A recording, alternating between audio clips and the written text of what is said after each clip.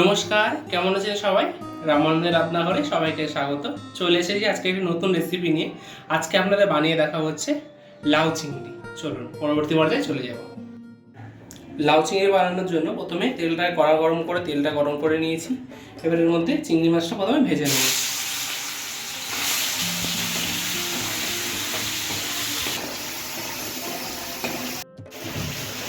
চিংড়ি মাছগুলো ভাজা হয়ে গেছে, এবার তুলে নেব। চিংড়ি মাছগুলো ভেজে তুলে নিয়েছি। ওই কটার মধ্যে দিয়ে দেবো হচ্ছে তেজপাতা, শুকনো লঙ্কা আর গোটা জিরে, মানে সাদা জিরে। এবার দিয়ে দেবো হচ্ছে লম্বা লম্বা করে কেটে রাখা লাউগুলো।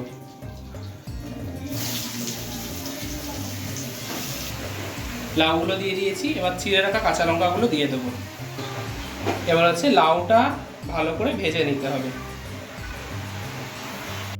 এবার লাউটার মধ্যে দিয়ে দেবো হচ্ছে নুন পরিমাণ মতো। এবার দিয়ে দেবো হচ্ছে হলুদ।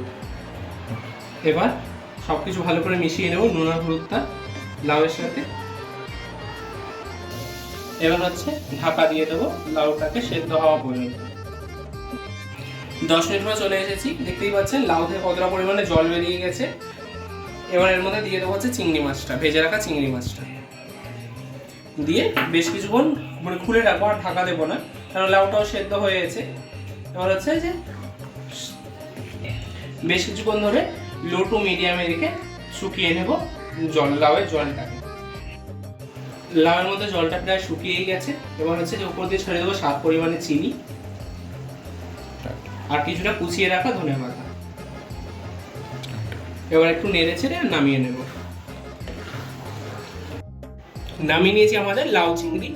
ভিডিওটি কেমন লাগলো অবশ্যই জানাবেন, আর একটি লাইক কমেন্ট আর শেয়ার করে দেবেন। পাশাপাশি আমাদের চ্যানেলকে সাবস্ক্রাইব করে নেবেন, আর বাড়িতে অবশ্যই বানিয়ে খাবেন। Thanks for watching.